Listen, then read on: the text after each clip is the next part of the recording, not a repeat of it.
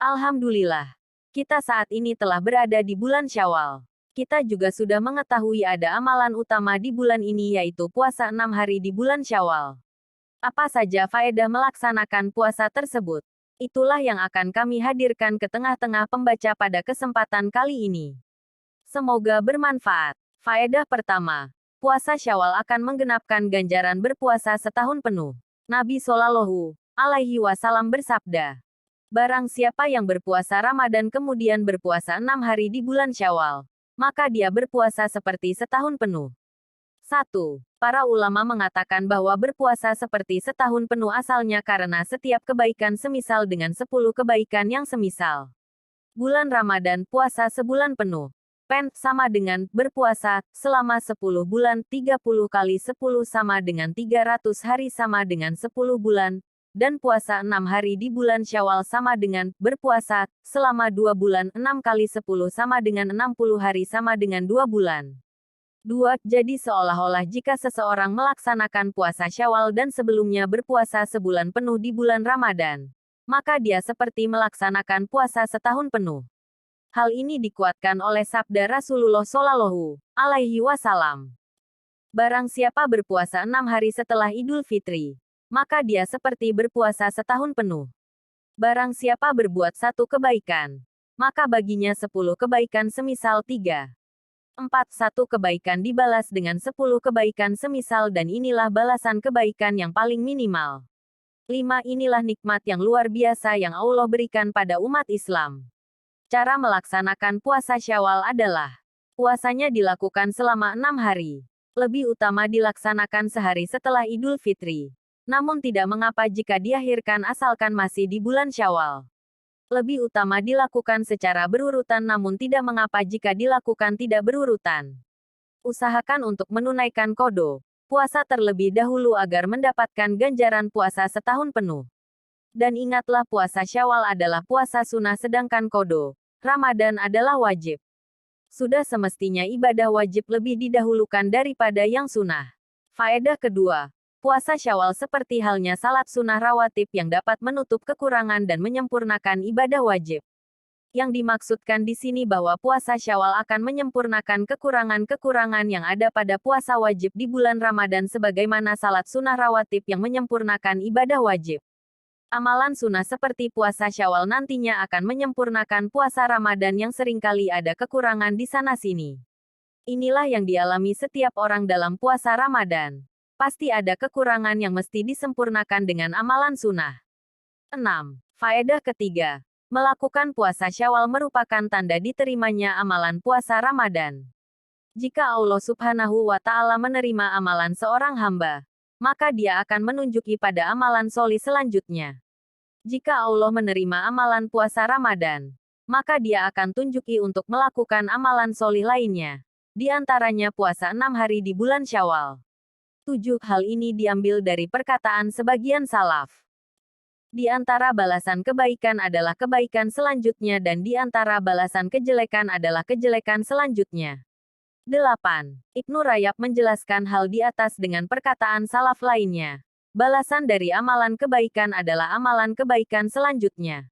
Barang siapa melaksanakan kebaikan lalu dia melanjutkan dengan kebaikan lainnya, maka itu adalah tanda diterimanya amalan yang pertama.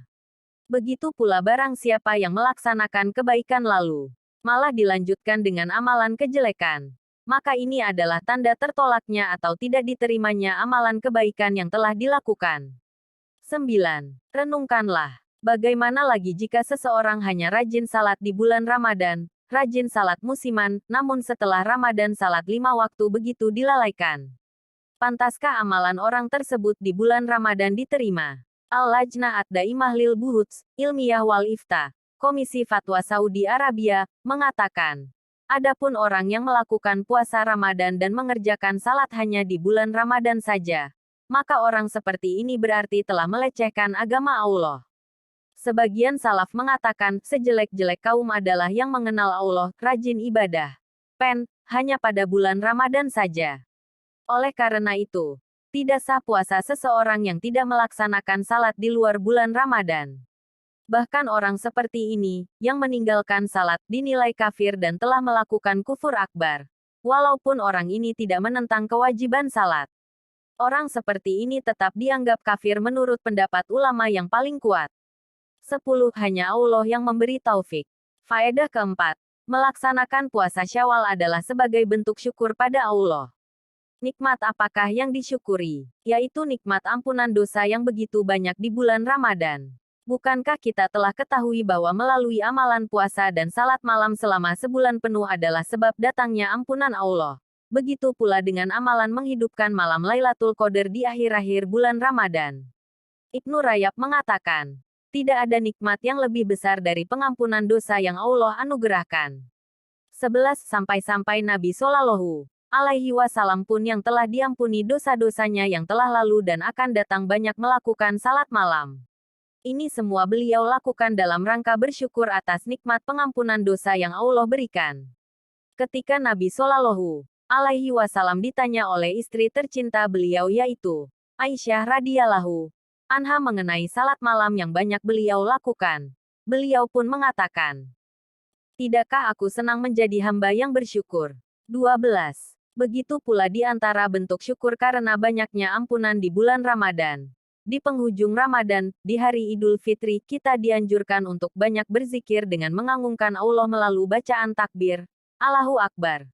Ini juga di antara bentuk syukur sebagaimana Allah Ta'ala berfirman. Dan hendaklah kamu mencukupkan bilangannya dan hendaklah kamu bertakwa pada Allah atas petunjuknya yang diberikan kepadamu, supaya kamu bersyukur. Qs. Al-Baqarah 185. Begitu pula para salaf seringkali melakukan puasa di siang hari setelah di waktu malam mereka diberi taufik oleh Allah untuk melaksanakan salat tahajud. Ingatlah bahwa rasa syukur haruslah diwujudkan setiap saat dan bukan hanya sekali saja ketika mendapatkan nikmat. Namun setelah mendapatkan satu nikmat, kita butuh pada bentuk syukur yang selanjutnya. Ada bait syair yang cukup bagus. Jika syukurku pada nikmat Allah adalah suatu nikmat, maka untuk nikmat tersebut diharuskan untuk bersyukur dengan nikmat yang semisalnya.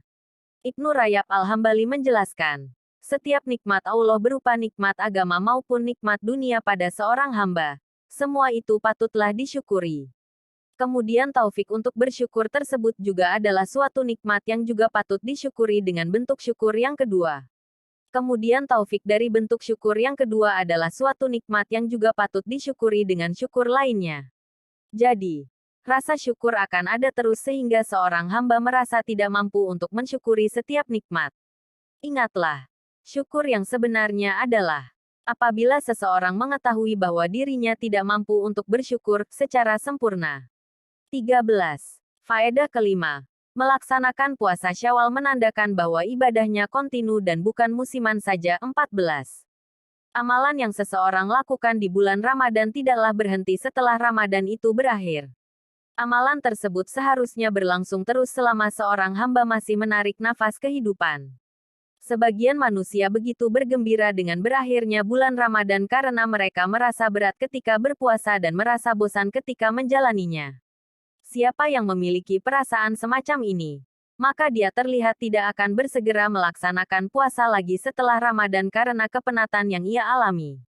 Jadi, apabila seseorang segera melaksanakan puasa setelah hari Id, maka itu merupakan tanda bahwa ia begitu semangat untuk melaksanakan puasa, tidak merasa berat dan tidak ada rasa benci. Ada sebagian orang yang hanya rajin ibadah dan salat malam di bulan Ramadan saja. Lantas dikatakan kepada mereka, sejelek-jelek orang adalah yang hanya rajin ibadah di bulan Ramadan saja. Sesungguhnya orang yang solih adalah orang yang rajin ibadah dan rajin salat malam sepanjang tahun. Ibadah bukan hanya di bulan Ramadan, Rajab atau Syaban saja. Asy-Syibli pernah ditanya, bulan manakah yang lebih utama, Rajab ataukah Syaban? Beliau pun menjawab, jadilah Rabaniyin dan janganlah menjadi Syabaniyin. Maksudnya adalah jadilah hamba Rabani yang rajin ibadah di setiap bulan sepanjang tahun dan bukan hanya di bulan Syaban saja. Kami juga dapat mengatakan, jadilah Rabaniyin dan janganlah menjadi Romadoniyin. Maksudnya, beribadahlah secara kontinu ajek sepanjang tahun dan jangan hanya di bulan Ramadan saja. Semoga Allah memberi taufik. Alqamah pernah bertanya pada Ummul Mukminin Aisyah mengenai amalan Rasulullah Shallallahu Alaihi Wasallam. Apakah beliau mengkhususkan hari-hari tertentu untuk beramal? Aisyah menjawab, beliau tidak mengkhususkan waktu tertentu untuk beramal. Amalan beliau adalah amalan yang kontinu ajak. 15. Amalan seorang mukmin barulah berakhir ketika ajal menjemput. Al-Hasan Al-Basri mengatakan, sesungguhnya Allah Ta'ala tidaklah menjadikan ajal waktu akhir untuk amalan seorang mukmin selain kematian. Lalu Al-Hasan membaca firman Allah, dan sembahlah Rabbmu sampai datang kepadamu al-yakin, yakni ajal. Qs. Al-Hijr 99. 16 Ibnu Abbas, Mujahid dan mayoritas ulama mengatakan bahwa al-yakin adalah kematian.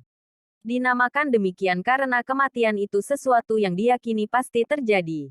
Az-Suzai mengatakan bahwa makna ayat ini adalah sembahlah Allah selamanya. Ahli tafsir lainnya mengatakan, makna ayat tersebut adalah perintah untuk beribadah kepada Allah selamanya, sepanjang hidup. 17. Sebagai penutup, perhatikanlah perkataan Ibnu Rajab berikut. Barang siapa melakukan dan menyelesaikan suatu ketaatan, maka di antara tanda diterimanya amalan tersebut adalah dimudahkan untuk melakukan amalan ketaatan lainnya. Dan di antara tanda tertolaknya suatu amalan adalah melakukan kemaksiatan setelah melakukan amalan ketaatan. Jika seseorang melakukan ketaatan setelah sebelumnya melakukan kejelekan, maka kebaikan ini akan menghapuskan kejelekan tersebut. Yang sangat bagus adalah mengikutkan ketaatan setelah melakukan ketaatan sebelumnya. Sedangkan yang paling jelek adalah melakukan kejelekan setelah sebelumnya melakukan amalan ketaatan. Ingatlah bahwa satu dosa yang dilakukan setelah bertaubat lebih jelek dari 70 dosa yang dilakukan sebelum bertaubat. Mintalah pada Allah agar diteguhkan dalam ketaatan hingga kematian menjemput. Dan, mintalah perlindungan pada Allah dari hati yang terombang-ambing. 18. Semoga Allah senantiasa memberi taufik kepada kita untuk istiqomah dalam ketaatan hingga maut menjemput. Hanya Allah yang memberi taufik. Semoga Allah menerima amalan kita semua di bulan Ramadan dan memudahkan kita untuk menyempurnakannya dengan melakukan puasa Syawal. Segala puji bagi Allah yang dengan nikmatnya segala kebaikan